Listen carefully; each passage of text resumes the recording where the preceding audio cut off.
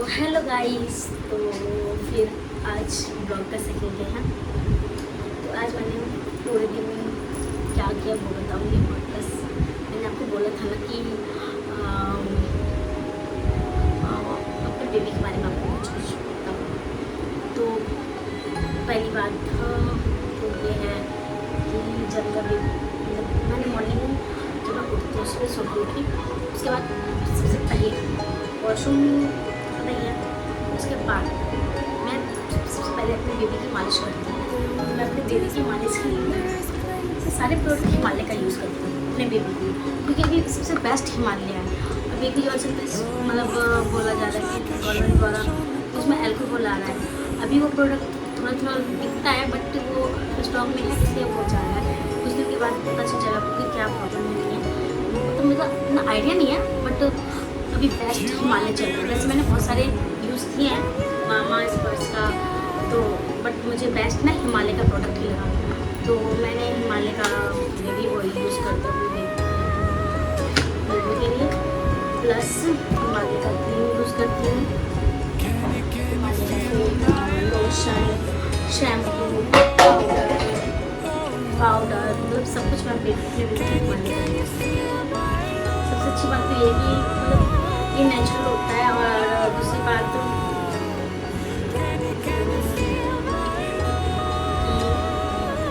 ये pH value भी देखा जाए तो 5.5 है, तो ये बेबी के लिए बेस्ट माना जाता है। और दूसरी बात ये ऑयल बहुत ही अच्छा है। मुझे इसलिए भी अच्छा लगता है कि ये ना बहुत लाइट वेट, मतलब बिल्कुल बहुत पतला है। अब जैसे नारियल का, वैसे तो बेस्ट होता है नारियल का ऑयल लगाना, गर्मी है और गर्मी के टाइम नारियल का ऑयल लगाने से ना नारियल का तेल ना ठंडा होता है। नारियल का तेल लगाना चाहिए गर्मी में, ऐसा डॉक्टर ने जैसे रियलिटी होती है। हम लोग क्या हमारी सासू माँ या हमारी मम्मी लोग पुराने ज़माने में की थी, वो हमेशा सरसों का तेल यूज़ करती थी गर्मी में।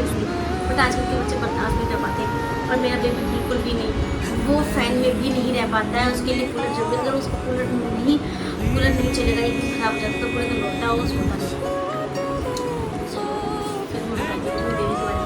तो जब मेरा बेबी पेट में था तो मैं आपको पता है कि मैं मथुरा गई थी। तो जैसे मैं मथुरा से आई थी तो ये एंड्रॉइड मार दिया था। तो मतलब मैं आपको बताऊँ पूरे 9 मंथ 37 वीक 36 प्लस 5 डे मैंने जॉब किया रेगुलर। और रेगुलर मुझे मैं 2 टाइम जॉब करती थी। डॉक्टर के पास काम करती थी, ये मैं देना मॉर्निंग में डॉक्टर आयुषी गायनोकोलॉजिस्ट हैं, और इवनिंग में मॉर्निंग में डॉक्टर शालू शेरावत जो फैमिली फिजिशियन है, और मॉर्निंग में इवनिंग में डॉक्टर आयुषी राठौर जो मणिपाल की HR है शायद, तो वो उनके पास करती थी। मतलब वो गायनोकोलॉजिस्ट स्पेशलिस्ट गायनोकोलॉजिस्ट थी, उनके पास जॉब करती थी। तो मैं अपना सारा कुछ उनको दिखाती थी, कुछ जेट जो भी होता था ना वो सब कुछ उनसे ही, मतलब अल्ट्रासाउंड कब करवाना है, ब्लड टेस्ट कब करवाना है, क्या कैसे करवाना है, सब कुछ आइडिया उनसे लेती है। मैंने उनके पास में पूरे 9 मंथ, मतलब दोनों जगह मैंने फुल 9 मंथ जॉब किया। मॉर्निंग में भी मैं बहुत करती थी और इवनिंग में 2.5 से 3 हो जाता था, बट ऑलमोस्ट मैं सिर्फ 2 ही घंटे जॉब करती हूँ, 2 घंटे और 1 घंटे, तो मुझे अच्छी खासी इनकम भी हो जाती है। तो मतलब मैं ना बस से सफ़र करती थी 2 टाइम। मॉर्निंग में 10 बजे यहाँ से घर से निकलती थी, 10:30 बजे पहुँचती थी, मतलब बस में सफ़र करती थी। और हाँ, मैं बस ये कहती भगवान कि गॉड ऐसा कभी मतलब मेरे साथ ना सब फ्रेंड हो जाते थे। मैं बस में भी ना 2-4 लड़के रोहन और उनके दोस्त के नाम मुझे पता, बस एक नाम पता था, क्योंकि वो मास्क लगा रहता था, तो सारे ग्रुप में वही मास्क लगा रहता था। और वो बहुत अच्छा था, वो मुझे बोलता था, तो जैसे ही देखता था कि दीदी आई है तो वो हट जाता था सीट से मेरे लिए, सीट की मतलब वो करके, मतलब वो बस में पहले सबसे पहले ना जहाँ पे बस चालू होता है ना वो वहीं पर पड़ता था। वो मतलब खुद खड़ा हो जाता था और मुझे बैठा देता था, बहुत अच्छा लगता था। तो मुझे पूरे 9 मंथ मुझे बस में ट्रैवल करने में कोई दिक्कत नहीं हुआ। वैसे लोग कहते हैं कि प्रेगनेंसी में बस में ट्रैवल नहीं करना चाहिए, बट ऐसा कुछ नहीं है।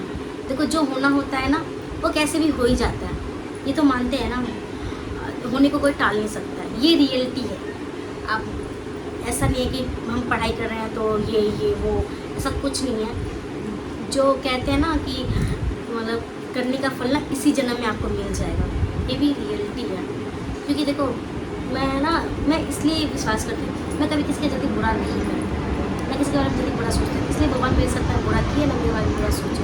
जब बाबू मेरे पेट में था मैंने 5 मंथ बहुत तकलीफ से गुजारे थे। जब मैं पहले रहती थी ना रेंट पे, वहाँ पे बहुत गंदी लेडीज़ रहती थी। एक ना जहाँ मैं जॉब करती थी ना टोटल ऋषि मैडम के पास, वहाँ पे ना एक पंकज नाम का ना सफाई कर्मचारी था, सफाई करता था वो मेरे साथ मुझे बहुत इरिटेट करता था। मैं उसी के घर के पास ना मैं भी रूम ले रखी थी, मतलब कि एक ये पूरा फ्लोर पे ना मतलब 3 रूम थे, एक किचन एक बाथरूम था। तो वो पहले रहते थे तो उनके पास किचन था और रूम भी था और बाथरूम, मतलब दोनों जने यूज़ कर सकते थे। तो हम 2 ही हस्बैंड वाइफ रहते थे उस टाइम। तो हमने सोचा कि यार थोड़ा कम रेट में भी और अभी पेट में बाबू है तो मैनेज कर लेंगे। बट हमें क्या पता था कि वो ऐसी होगी। जैसे वो देखती थी ना कि मेरा जॉब से आने का टाइम हो गया तो वो बाथरूम में ना सर्फ डाल के छोड़ देती थी। एक बार हुआ मैं स्लीप होने से बच गई, 2 बार हुआ मैं स्लीप होने से बच गई। वो भी करती थी, उसकी बेटी भी करती थी, उसका पति भी करता था। बस क्या भगवान पे मैं भरोसा रखती थी हमेशा। भगवान को एक ही चीज़ कहती थी, एक गॉड बस मेरे बेबी की रक्षा करना। तो एक बार हुआ, 2 बार मुझे बहुत गुस्सा चल गया। फिर मेरी बहन मेरे साथ आने, मैंने मम्मी को बताया सारी बातें, मम्मी देखो मेरे साथ ऐसा ऐसा हो रहा है। तो मम्मी ने बोला कि मकान मालिक को बोलो। तो मकान मालिक भी ना मतलब क्या ही बताऊँ, वो काफ़ी दिनों से रहती थी तो उसके साइड थी मकान मालिक। हम तो भाई अभी 2 महीने हुए तो वो नहीं सुनते थे। तो मैंने उनको बोला कि देखिए ऐसी बात है, अगर ऐसा करेंगे तो मैं रूम खाली कर दूँगी भाई, जहाँ पैसे दोगे वहाँ तुम्हें रूम मिल जाएगा। तो उन्होंने बोला कोई बात है आप रूम खाली कर दो। तो मैंने रूम खाली कर दिया। मतलब देखो आप ही सोचो किसी की कोई प्रेग्नेंट है और मुझे ना पता है बेबी जैसे एंट्री हुआ पेट में मुझे बहुत वोमिटिंग होती थी बहुत। इसके लिए भी वो दोनों माँ बेटियाँ वैसे किच किच में, मतलब मैं उस टाइम मतलब प्रेग्नेंट थी और उस टाइम मुझसे ये लोग इतना लड़ाई करते थे ना पूछो मत। कभी कुछ बोल देते थे कभी कुछ, और मुझसे ना कंट्रोल नहीं होता। मतलब मुझे झूठी बातें और गलत बातें बिल्कुल बिल्कुल बर्दाश्त नहीं होता। मेरे पेट में बेबी था बट मैं लड़ाई कर ली उनसे, बहुत बुरी वाली लड़ाई हुई थी मेरी। और वो आदमी उसका इतना गंदा था ना पूछो मत। वो क्या करता था, मतलब जहाँ पे मैं जॉब करती थी वहाँ पे सफाई करता था वो। मतलब संडे को उसकी छुट्टी होती थी और मैं जाती थी। तो वो क्या किया, मतलब संडे को कचरा, अब देखो मैं तो जाती नहीं, पेशेंट जाते हैं। और एक मेरे साथ में एक दीदी थी संजीवनी से, तो हम दोनों ना मतलब चना खा रहे थे तो गलती से थोड़ा सा चना गिर गया। तो उसने उठा के और वो मेरे ना रजिस्टर में डाल देता। बट मेरी मैम ना बहुत अच्छी थी, मैंने उनको बताया ना तो उन्होंने फिर उनको सुनाया ना, डांटा वाटा हुआ। तो फिर जो भी बताती हूँ मैं। तो फिर 9 मंथ तक ना पूरे डिलीवरी पूरे टाइम 9 मंथ मैंने जॉब किया।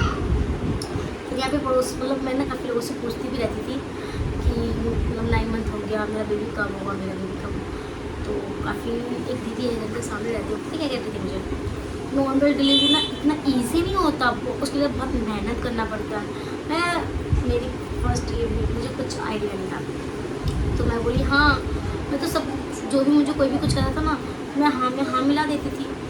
फिर क्या, फिर एक भाभी है ना उन्होंने बोला था कि ना बैठ के पोछे लगोगी ना तो नॉर्मल डिलीवरी हो जाएगा, ये करोगे तो नॉर्मल डिलीवरी हो जाएगा। मैं जब भी कुछ भी करती थी मेरे से तो उल्टा ही हो जाता था, मेरे बेबी के गले में नाल आ जाता था। फिर क्या ही बताऊँ मैं आपको, कभी उल्टा हो जाता। 8 मंथ में मेरा बेबी उल्टा हो गया था सिर्फ 2 बार पोछ लगाने की वजह से। फिर मैंने डॉक्टर को बताया, देखिए ये अल्ट्रासाउंड हुआ तो मैडम को बोला तो मैम के लिए मैंने तो ये मना किया था मैं करने के लिए। फिर तो मैंने कहा मैं किसी की अब बात नहीं सुनूंगी, जो मैडम कहेगी ना मैं वही करूँ। फिर क्या, फिर 36 वीक हुआ, मैंने अल्ट्रासाउंड कराया, मैम ने जो बोला मैंने वही किया। मेरे बेबी सीधा हो गया था और मुझे उसके गले से नाल वाल सब निकल चुका था, तो प्रॉपर ठीक था। और फिर मैम ने बोला कि मतलब डॉक्टर ने भी बोला कि जब तुझे लगे ना कि अब मैं नहीं कर सकती तो जब मुझे पहले बता दियो ताकि मैं पहले से किसी को रख सकूँ। मैंने ठीक है। तो मुझे 37 में 2 डेज़ पहले मुझे डॉक्टर शिवाना ने ना बोल दिया था कि अपने तुम घर चले जाओ, घर रहो, जो भी तुम्हारी सैलरी होगी ना वो मैं तुम्हारे मतलब मैं तुम्हारा मंथ का पैसा नहीं काटूँगी, मैं तुम्हें पेमेंट दे दूँगी। जो दूसरी जगह थी वहाँ पर मैं कर रही थी, सेक्टर 10 में था वहाँ पे कर रही थी। तो वो मुझे पूरा करवा के ही मांगी, मतलब 37 प्लस कुछ दिन एक्स्ट्रा थी।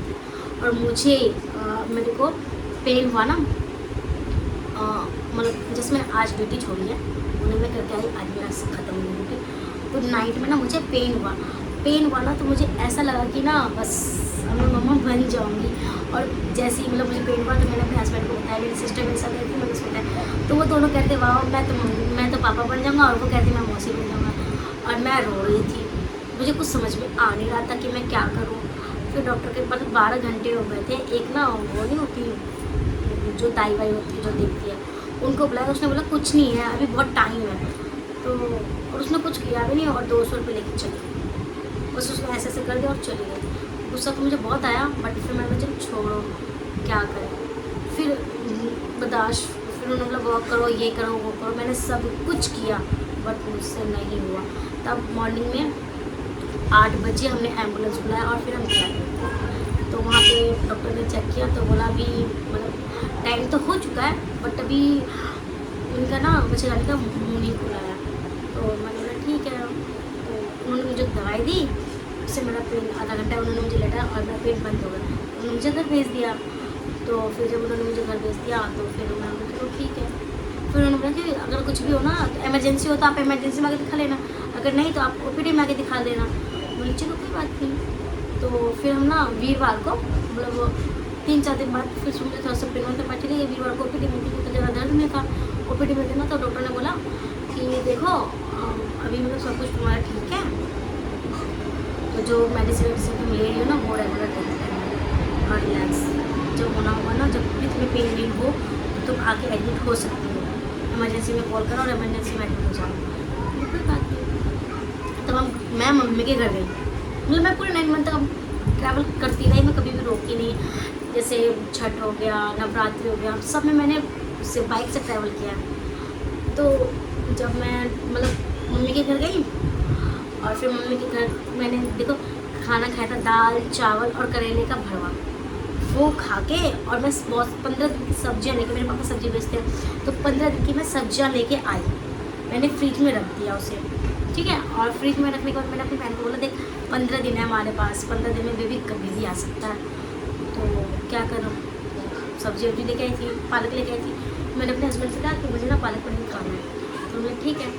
तो वो ले जाके पनीर ला दिया और पालक, और मैंने अपनी बहन बोला तू हट मैं ही बनाऊँगी आज खाना। मतलब वो बहुत ना प्लेन खाना बनाती है और मुझे चटपटा खाने का बड़ा मन कर रहा था। तो मैंने पालक पनीर बनाया, बहुत स्पाइसी बन गया था और मुझे खाने में बहुत मज़ा आ गया। मैंने बोला नहीं अब मतलब मुझे ना डायबिटीज़ भी हो गया था, उसके बारे में आपको कर बताऊँ। तो मैंने कहा हट मुझे बनाना है और मुझे चावल खाने का बहुत मन कर रहा था। तो मैंने कहा यार रोज़ रोटी दाल खा के मैं परेशान हो चुकी थी, क्योंकि डायबिटीज़ हो रहा था। और डायबिटीज़ में रोटी दाल, और भी पता है रोटी भी एक खाती थी और दाल भी थोड़ा, मतलब सिर्फ दाल और पानी पी रही थी और कुछ भी नहीं खाती थी। आप सोच सकते हो कि कितने में प्रॉब्लम में इससे गुजर रही थी। डायबिटीज़ की वजह से मैं चावल नहीं खाती थी कि डायबिटीज़ बढ़ जा सकता है, उससे बेबी पे फर्क पड़ गया। तो फिर मैंने क्या किया, मतलब मैं पालक पनीर बनाई और फिर रोटी बनाई और सॉरी चावल बनाई और मतलब बहुत ज़्यादा खाया। जैसे 2 चम्मच खाते हैं ना चावल, तो मैं उस दिन 4 चम्मच चावल खाई थी, सोच सकते हो। और 11-12 बज गए थे खाते मतलब बना के खाने में, क्योंकि हम वहाँ से आते आते हमें 9 बज गया था। तो आने के बाद मैंने अपनी सिस्टर को बेटा मना कर दिया था तो खाना मत नहीं, मैं यहाँ बनाऊँगी। मैं आके बनाई खाना, 11 बज गया था, खाते पीते 12 बज गया था। फिर मैं थोड़ी देर सोई। अब सोच सकते दिसंबर में कितनी ठंड होती है और मैं ठंड में पंखे चला के सो रही थी। मेरी सिस्टर चला भी रही थी बट मैंने कहा नहीं मुझे बहुत गर्मी लगी, मुझे पंखे चलाने। तो उन्होंने कहा चलो ठीक है। उन दोनों ने मोटी गली कंबल उड़ रखे थे और मैं ना पंखा चला के सोई भी नहीं। मतलब मान लो 1-1.5 घंटे तक नींद तो आती नहीं है प्रेगनेंसी में, 2-3 महीने तो आएगी, उसके बाद तो आती नहीं है। तो मुझे नींद ही नहीं आई। तो करीब 1-2 घंटे मैंने कोशिश की सुनी कि नहीं सुनी, एकदम से मुझे पानी निकल गया। तो मैं ना अपने हस्बैंड से कह रही हूँ मुझे ना, मैं नाम लेती हूँ अपने हस्बैंड का। तो मैंने नाम लिया और मैंने बोला देखो ना मुझे को ना ऐसा क्यों लग रहा है, मुझे मतलब मैंने कुछ मुझे टॉयलेट में अपना पानी लीक हो रहा है। वो भी डर गए। उन्होंने बोला कि मतलब मैं खड़ी हो गई, ऐसे खड़ी हुई खूब तेज पानी निकल लगा। फिर मैं नीचे गई, नीचे जैसे निकली तो मतलब जहाँ तक चली वहाँ तक पूरे पानी से मतलब ग्रीन कलर का पानी निकलने लगा। तो मैंने और उसमें से स्मेल भी आने लगी। तो हमें मतलब मुझे तो पता नहीं था। तो मेरे हस्बैंड रोटी टेक्नीशियन है, उनको नॉलेज तो है क्योंकि वो सर्जन है ना, तो वो मतलब नॉर्मल उनको डिलीवरी के बारे में भी सब आइडिया, सब कुछ है उनको आइडिया क्या होता है कैसे होता है, क्योंकि वो करते हैं। तो उन्होंने बोला कि ना कि तुम्हारा ना वो पानी की थैली फट गई है। तो मैं डर गई बहुत तेज। तो हम ना उसी टाइम ना मतलब क्या किए एम्बुलेंस बुलाए और उसके बाद हम लगभग 2:30 बजे 2 बजे ने कॉल किया, 2:30 बजे एम्बुलेंस आए, 3 बजे हम निकल गए ESI हॉस्पिटल गए तो डॉक्टर बोला कि क्या हुआ, तो हमने बताया कि पानी लीक हो गया। तो उन्होंने थोड़ी देर रोका, बोला मतलब पानी मेरा निकल ही रहा था कंटिन्यू, उस टाइम बहुत ठंडा और मुझे ना एकदम से ठंड लगने लगी थी। तो हम वहाँ पे तो गए एम्बुलेंस से। तो मेरे हस्बैंड ने फटाफट पेपर रेडी किया। डॉक्टर ने कहा कि बच्चे ने हाइड्रेट कर दिया पेट में, तो अब ना उनकी ना सी सेक्शन हुआ। तो मैं बोले कोई बात नहीं, कर दो। तो फिर सीनियर आए ना, तो उन्होंने उनको दिखाया था, तो बोला कि 1.5 मेरे 1.5 चारों तरफ मेरा 1.5 पानी था। तो डॉक्टर ने कहा भी हम रोक सकते हैं नॉर्मल डिलीवरी के लिए, क्योंकि पूरा पानी लीक नहीं पड़ा। तो रुक गए। फिर एक सुबह हुई, फिर मेरे पेरेंट्स आए, सब मम्मी पापा भाई सब आए, चाचा को लगा था बुलाए, बहन सब आए। बट तो मुझे पेन होता था, रुकता था। डॉक्टर मुझे दवाई हर 4-4 घंटे पे दवाई भी दे रहे थे, लेकिन पेन होता था, खत्म हो जाता था। दवाई लेती थी, फिर थोड़ा सा दर्द होता था, बंद हो जाता था, मुँह खोल नहीं रहता, बस 1 फिंगर और बच्चेदानी का मुँह खुला हुआ था। फिर क्या, ऐसे ही करते करते पूरे 24 घंटे हो चुके थे और मेरा दर्द बढ़ता जा रहा है। तो फिर मेरी छोटी चाची है ना, वो आई ना, तो मेरा दर्द बहुत तेज हो गया था। किसी ने कहा कि मम्मी रहती है ना तो दर्द ना बढ़ जाता है, तो इसलिए तुम्हारा दर्द ना खत्म हो जाए, तुम अपनी मम्मी को घर भेज दो। तो मेरी मम्मी बहुत रोती थी, मेरी मम्मी जो जब देखती थी ना कि पेन में तो रोती थी, तो मैं ना मम्मी को घर भेजती। तो फिर मेरी चाची आई रात को 8 बजे, नेक्स्ट डे जब आई ना, तो मुझे दर्द एकदम से बहुत तेज होने लगा। 8-9 बजे के करीब आई थी, तो बहुत तेज़ मुझे पेन होने लगा। तो बहुत रोई मैं, बहुत ज़्यादा रोई। मैं क्या ही बताऊँ, मैंने डॉक्टर को भी बहुत काटना था, बहुत कुछ। लास्ट में ना रात के 3 बज गए थे, करेक्ट 3 बजे, 13 तारीख के 3 बजे। मैं दर्द से मतलब मुझे लगा कि मैं ख़त्म हो जाऊँगी, अब मेरे पास किसी नहीं। तो मैं अपने हस्बैंड को जाके बोल रही हूँ, बाहर गई मैं, और मैं अपने हस्बैंड को कह रही हूँ मैं मर जाऊँगी, तुम शादी मत करना, क्योंकि माँ के मरने के बाद ना बाप अपना नहीं होता, मेरे बच्चे का तुम ख्याल रखना बस, तो शादी मत करना। और मेरा लड्डू मतलब लड़का हो या लड़की मुझे उससे फर्क नहीं पड़ता, बस मेरे बच्चे का नाम लड्डू रखना। तो वो हाँ मतलब वो भी रोने लग गए थे, अपना आंसू आ गया। मैंने कहा प्लीज़ बोलो डॉक्टर को मेरा ऑपरेशन कर देगा, मुझे कुछ हो जाएगा तो मुझे फ़र्क नहीं पड़ता, लेकिन मेरे बच्चे को कुछ नहीं होना चाहिए। तो उन्होंने बोला कि ठीक है मैं जाकर डॉक्टर से बात करती हूँ। तो फिर जब मतलब मैं रोने लगी, मैं गिर गई उनके पैर के पास, गिर गिरा के उनका पैर पकड़ने लग गई। तो चाची आई, तो चाची ने देखा, तो चाची कही बाबू क्या हुआ, बाबू क्या हुआ। मेरी चाची अब ना मेरे को बर्दाश्त होता, मैं मर जाऊँगी, डॉक्टर मेरा ऑपरेशन नहीं कर रहे। तो फिर चाची मुझे अंदर लेके गई। तुम्हारी चाची रुको अंदर मत ले जाओ, मुझे ना एक बोतल पानी दे दो, मुझे पीना है। मैंने पूरा 1 बोतल पानी पी। जब पानी पीने के बाद ना मैंने चाची का हाथ पकड़ा और खूब तेज दौड़ लगाया, 4-5 पर दौड़ लगाया। मतलब मुझसे से सोचो अब 3 बजे हस्बैंड के पास से आई, वहाँ से दौड़ लगाई और वैसी ना जैसी मुझे फिर बहुत तेज़ पेन हो रहा, बहुत तेज़। डॉक्टर के पास गई, मैम ऐसी बात है मुझे बहुत तेज़ पेन हो रहा है और मुझे ना मतलब मुझे लैट्रिन हो जाएगा। तो मैम कही कोई बात नहीं, हो जाएगा तो हो जाएगा, लेकिन तुम्हें लैट्रिन करने नहीं जाना है, तुम अपने बिस्तर पे कर दो। मैंने बोला यार कितना गंदा लगेगा, मन में सोचा। फिर मैं बिस्तर पर लेट गया और मेरे को हो गया ना। उसके बाद क्या हुआ, मैं मतलब उनको बोल रही थी मैम देखो मुझे लग रहा है मेरा बेबी आ गया बाहर। वो कहती है नहीं, वो देखी मेरी इग्नोर करे। फिर सीनियर आई ना, तो सीनियर ने बोला अरे इसका तो बेबी निकल रहा है, तुम क्या कर रही हो, तुम क्या फ़ोन चला रही हो। बहुत डांटा उनको और फिर उन्होंने बोलने लगा मतलब करने लगे और मुझे ले गए तुरंत ओटी वाले रूम में, जहाँ पर नॉर्मल डिलीवरी करते हैं, तो वो भी टाँके लगते हैं। तो 3 टाँके मुझे लगे थे, तो वहाँ पे लेके गए और फिर फटाफट से बेबी 3:15 पे मेरा बेबी आ गया। तो मेरे हस्बैंड जब तक गए बोले गए डॉक्टर को नर्स को बोल रहे थे कि मैम रंजन का हस्बैंड बोल रहा हूँ अर्जुन, प्लीज़ मेरी बेबी का ना ऑपरेशन कर दो, अब वो बर्दाश्त नहीं कर सकते। इतने में ही एक नर्स आई, कह रही है हस्बैंड अर्जुन कौन है, उनको लड़का हुआ लड्डू। बस मेरे हस्बैंड खुश हो गए। और इसको जब ये हुआ ना तो इसका गला फंस गया था, तो इस वजह से थोड़ा ये रोया नहीं, तो इसको ओटी में लेके चले गए। तो डॉक्टर ने मुझे बोला कि तुम्हें पता है क्या हुआ, तो बोली हाँ मेरे का लड्डू हुआ है। तो कह रही है बच्चे की जान खतरे में थी और तुझे दिख रहा है लड्डू हुआ है। तो मैं बोली मैम देखो मुझे इससे मतलब नहीं, मतलब मुझे नहीं पता था कि ऐसा होगा मेरे साथ, मैं क्या करूँ।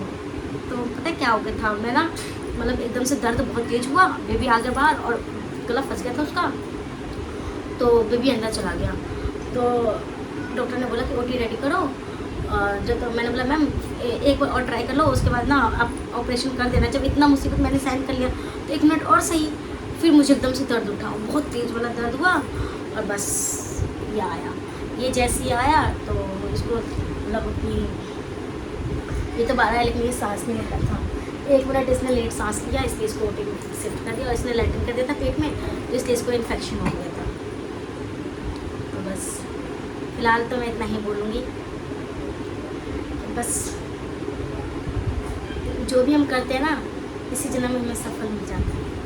तो आगे की कहानी मैं नेक्स्ट ब्लॉग में बताऊँगी। तो मेरी सारी कहानी सुनने के लिए आप रेडी रहना एंड मुझे सब्सक्राइब करें, लाइक करें, फॉलो करें और प्लीज़ मुझे सपोर्ट करें, ताकि मैं अपनी रोज़ रोज़ की बातें आपसे शेयर करूं। और मैं अपने लड्डू की कहानी बताऊंगी मेरे पास कैसे आया। तो मैं आपको क्या बताऊँ, मैं अपने बारे में बताऊँ तो मुझे भी कोरोना आ जाएगा। तो मैं बताऊँगी आपको धीरे धीरे सारी बातें। मैं अपनी फैमिली के बारे में, अपनी सासू माँ के बारे में, ससुर के बारे में, देवर देवरानी सबके बारे में बताऊँगी मैं आपको। मेरी लाइफ में सबसे इम्पोर्टेंट पार्ट और सबसे इम्पोर्टेंट व्यक्ति सिर्फ और सिर्फ मतलब हस्बैंड को भी उतना वो नहीं है जितना मेरे पापा को है।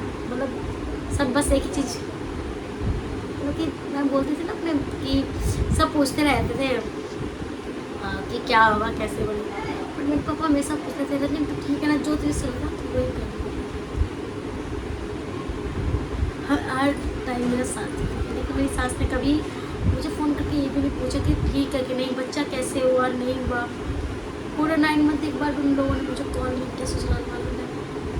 मैं एक बार भी पूछा क्या हुआ, कैसे हुआ। अब तक कि डायबिटीज़ हो गया, मैं इतना रो रही थी लेकिन तो पूछा नहीं कि कैसे, मतलब भाई तुम्हें भी तो बच्चे लगे थे, तो मेरे क्या हुआ। एक बार भी नहीं बोला, बस बहुत तकलीफ होता है। बट कोई बात नहीं, जिसके पास कोई नहीं तो उसका भगवान होता है। बट मेरे पापा अभी तो मुझे बहुत सपोर्ट करते हैं हर कुछ में। भले मेरी मम्मी कैसी भी हो बट वो भी करती है, लेकिन मेरे पापा इतना कोई नहीं करता। अभी भी कुछ भी होता है तो एक बार बोलूँगी ना, कहीं से मेरे पापा मेरे कर देते हैं। बस अगला ब्लॉग कल बताऊँगी। Okay bye.